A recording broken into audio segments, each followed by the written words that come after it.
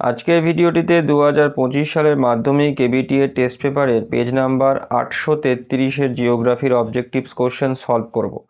সমস্ত উত্তরের পিডিএফ আমার টেলিগ্রাম ও হোয়াটসঅ্যাপ চ্যানেলে তোমরা পেয়ে যাবে। তো সবার প্রথমে সঠিক উত্তর নির্বাচন দিয়ে আমরা শুরু করব। তো প্রথম প্রশ্নতে বলছে যে আরোহণ প্রক্রিয়ায় সৃষ্ট একটি ভূমিরূপ হলো, এর উত্তর হবে বালিয়াড়ি। তারপর ঝুলন্ত উপত্যকা সৃষ্টি হয়, মানে ঝুলন্ত উপত্যকায় সৃষ্টি হয় পার্বত্য হিমবাহে। তারপরে অ্যালবেডোর পরিমাণ সবচেয়ে বেশি হয় তো তুষার ক্ষেত্রে। তারপর মৌসুমি বায়ু হলো এক ধরনের সাময়িক বায়ু। তারপর সমুদ্র স্রোত সৃষ্টিতে সবচেয়ে বেশি প্রভাব বিস্তার করে নিয়ত বায়ু। তারপর মরা কোটালের সময় চন্দ্র ও সূর্য পৃথিবীর সাপেক্ষে নিম্নলিখিত কোণে অবস্থান করে, তো উত্তর হচ্ছে 90 ডিগ্রি। তারপর ইউট্রিফিকেশনের মূলত কোন বজ্রের প্রভাবে হয়, তো উত্তর হচ্ছে কৃষি বজ্র। তারপর হিমালয়ের সর্বোচ্চ অংশটি হলো, তো উত্তর হচ্ছে হিমাদ্রি। ভারতে মৌসুমি বায়ু প্রত্যাবর্তন করে, এতে উত্তর হচ্ছে শরৎকালে। তারপরের প্রশ্ন হচ্ছে খোয়াই ক্ষয় বা গালি ক্ষয় দেখা যায় যে মৃত্তিকা অঞ্চলে, এর উত্তর হচ্ছে ল্যাটেরাইট। তারপরে প্রশ্ন আখ উৎপাদনে প্রথম স্থান অধিকার করে, এর উত্তর হচ্ছে উত্তরপ্রদেশ।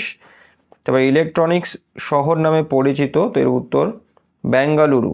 তারপর কলকাতা মেট্রো রেল চালু হয় 1984 সালে। তারপরে প্রশ্ন ভূ বৈচিত্র্য সূচক মানচিত্রের মিলিয়ন সিটের অক্ষাংশ ও দ্রাঘিমাংশের বিস্তার, তো এর উত্তর হচ্ছে 4 ডিগ্রি ইন্টু 4 ডিগ্রি। এরপরের যে পার্টটি রয়েছে সেটি হচ্ছে শুদ্ধ এবং অশুদ্ধ নির্বাচন। তো প্রথম প্রশ্ন বলা হয়েছে যে মরু অঞ্চলের অবশিষ্ট পাহাড়গুলিকে মোনাডক বলে, তো এটা অশুদ্ধ, এটা ইনসেলবার্জ বলে।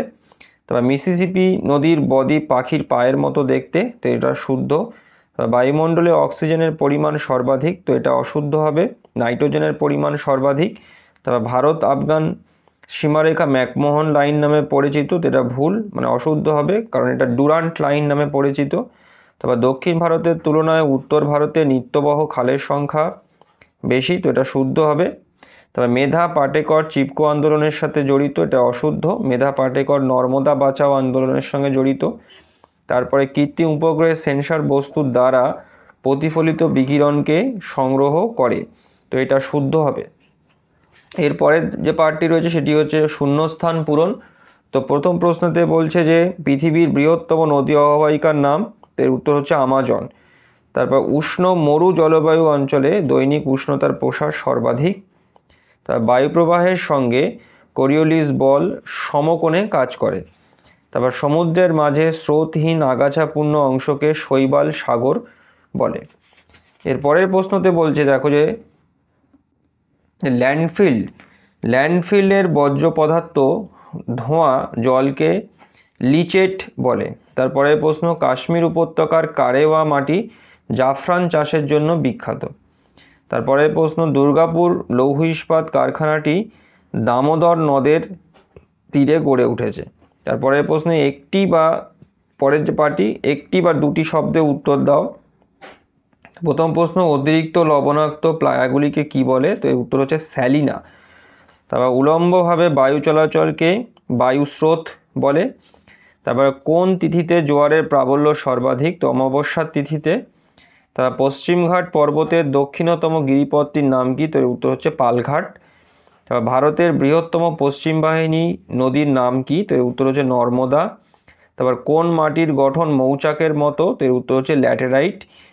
তারপর দক্ষিণ পূর্ব রেলপথের সদর দপ্তর কোথায় অবস্থিত, তো এর উত্তর হচ্ছে কলকাতা। তারপর ভারতের জীবন বীমা সংস্থার প্রধান কার্যালয় অবস্থিত, তো এর উত্তর হচ্ছে মুম্বাই। এর পরের পার্টটি হচ্ছে স্তম্ভ মেলানো। তো নামচা বারোয়া সঙ্গে হবে পূর্ব হিমালয়, আর্সেনিকের সঙ্গে হবে ব্ল্যাকফুট, রেল ইঞ্জিনের সঙ্গে হবে চিত্তরঞ্জন, আর মালাবার উপকূলের সঙ্গে হবে কয়াল। তো আজকের ভিডিওটি আমি এখানেতেই শেষ করলাম। সমস্ত উত্তরের পিডিএফ আমার টেলিগ্রাম ও হোয়াটসঅ্যাপ চ্যানেলে তোমরা পেয়ে যাবে। সবাই ভালো থেকো, থ্যাংক ইউ।